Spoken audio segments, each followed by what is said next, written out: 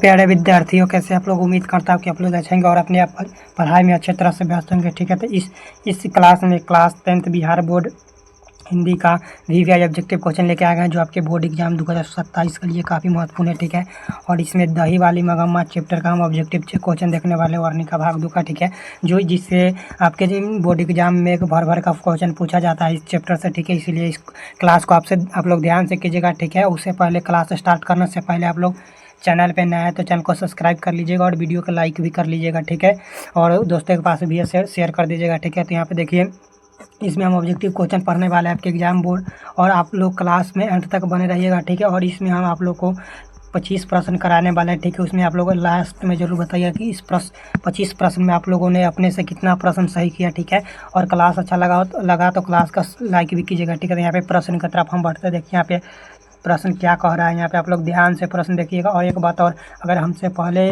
कोई भी क्वेश्चन का आप लोग को आंसर पता हो तो हमसे पहले आप लोग आंसर देने का भी प्रयास कीजिएगा। ठीक है, देखिए यहाँ पे प्रश्न यहाँ पे क्या कर रहा है। फर्स्ट नंबर प्रश्न यहाँ पे, मगम्मा को किससे विवाद था, बताइए। यहाँ पे मगम्मा को किससे विवाद था, तो मगम्मा को किससे विवाद था, तो मगम्मा को अपने बहू से विवाद था। ठीक है, इसका right answer option number B हो जाएगा। प्रश्न नंबर 1 का right answer option number B हो जाएगा, आप लोग याद रखिएगा। ठीक है, अगला नंबर प्रश्न यहाँ पे देखिए, 2 नंबर प्रश्न यहाँ पे क्या कह रहा है।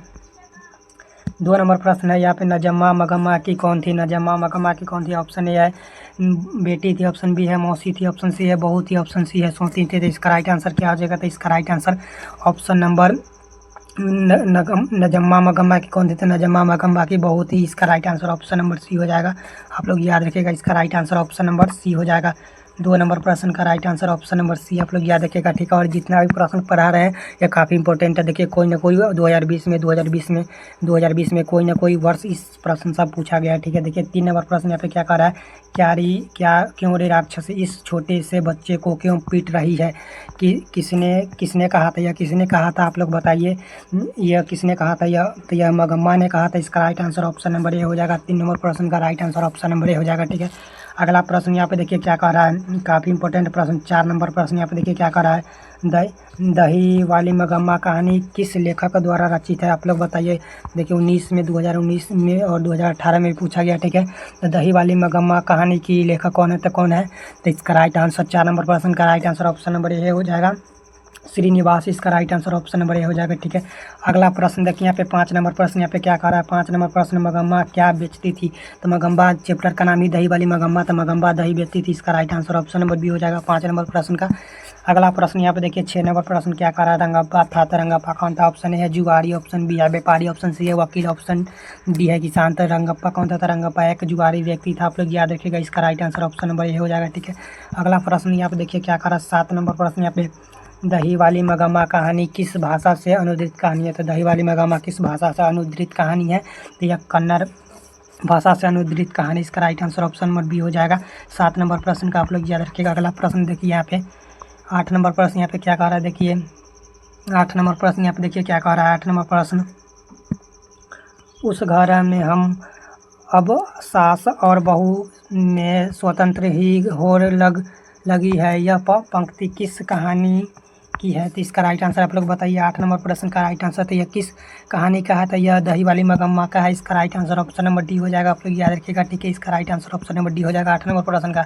अगला प्रश्न 9 नंबर प्रश्न यहाँ पे देखिए क्या कह रहा है, मगम्मा की बहू का क्या नाम था, तो मगम्मा की बहू की नजम्मा नाम था। इसका right answer option number A हो जाएगा, आप लोग याद रखिएगा। 9 नंबर प्रश्न का right answer option number A हो जाएगा, आप लोग याद रखिएगा। अगला प्रश्न देखिए यहाँ पे क्या कर रहा है। 10 नंबर प्रश्न, बी आर नारायण ने किस कहानी का अनुवाद किया था, आप लोग बताइए। बी आर नारायण ने किस कहानी का अनुवाद किया था, तो इसका राइट आंसर दही वाली मगम्मा कहानी का अनुवाद किया था। इसका right answer option number B हो जाएगा। 10 नंबर प्रश्न का आप लोग कमेंट कीजिए, 10 प्रश्न में से आप लोग कितना सही किए थे। अगला नंबर प्रश्न आप देखिए क्या कह रहा है। 11 नंबर प्रश्न, कथाकार को बरसों से मगम्मा कौन सी वस्तु दिया करती थी, तक वर्षों से कौन सी वस्तु दिया करती थी। ऑप्शन ए है दूध, ऑप्शन बी है घी, ऑप्शन सी है सब्जी, ऑप्शन डी है दही। तो इसका राइट आंसर क्या हो जाएगा, तो इसका राइट आंसर डी हो जाएगा, यानी कि दही दिया करती थी। इसका राइट आंसर डी हो जाएगा।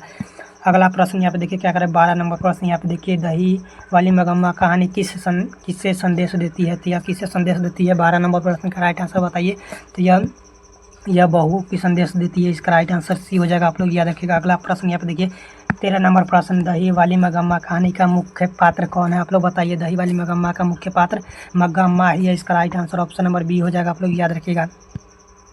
13 नंबर प्रश्न का राइट आंसर बी हो जाएगा, मगम्मा इसका राइट आंसर हो जाएगा। आप लोग याद रखिएगा। अगला प्रश्न देखिए यहाँ पे 14 नंबर प्रश्न, कथ का वाचक को मगम्मा क्या कहती थी? आप लोग बताइए। कथावाचक को मगम्मा क्या कहती थी? तो मगम्मा 14 नंबर प्रश्न का आंसर आप लोग कमेंट किए। तो मगम्मा उसे मौसी कहती थी। आप लोग याद रखिएगा। इसका right answer option number C हो जाएगा 14 नंबर प्रश्न का। अगला प्रश्न यहाँ पे देखिए क्या कह रहा है। नेक्स्ट प्रश्न 15 नंबर यहाँ पे देखिए क्या कह रहा है। श्रीनिवास का जन्म कहाँ हुआ था? आप लोग जल्दी कमेंट कीजिए। इसका राइट आंसर 15 नंबर प्रश्न का right answer option number D हो जाएगा। कर्नाटक में हुआ था।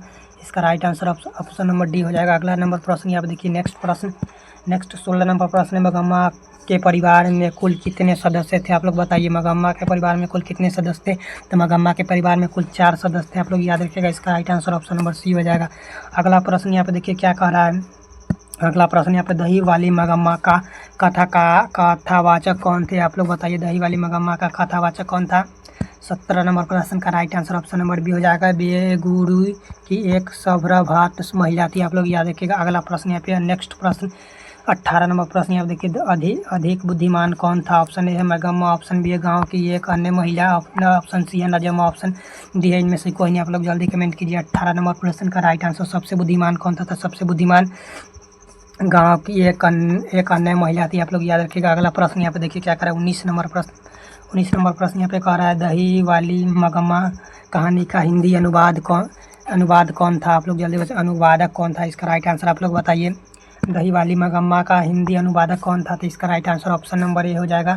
BR नारायण इसका राइट ऑप्शन नंबर ए हो जाएगा। 19 नंबर प्रश्न का राइट आंसर ऑप्शन ए हो जाएगा। नेक्स्ट प्रश्न 20 नंबर प्रश्न यहाँ पे देखिए क्या कर रहा है। मगम्मा प्रतिनिधित्व करता था। मगम्मा किसकी प्रतिनिधित्व करता था?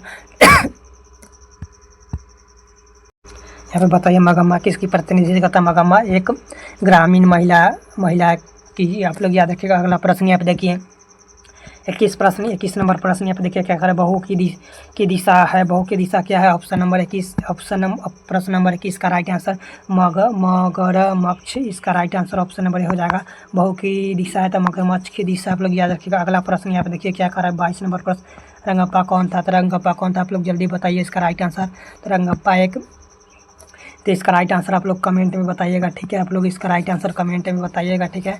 और क्लास कैसा लगा वो भी कमेंट में बताइएगा। और इस भी 22 प्रश्न में से आप लोग कितना प्रश्न सही किए, ठीक है, और कितना प्रश्न गलत हुआ आप लोग को भी कमेंट करके बताइएगा। ठीक है। और वीडियो अच्छा लगा हो तो वीडियो को लाइक कीजिएगा। ठीक है।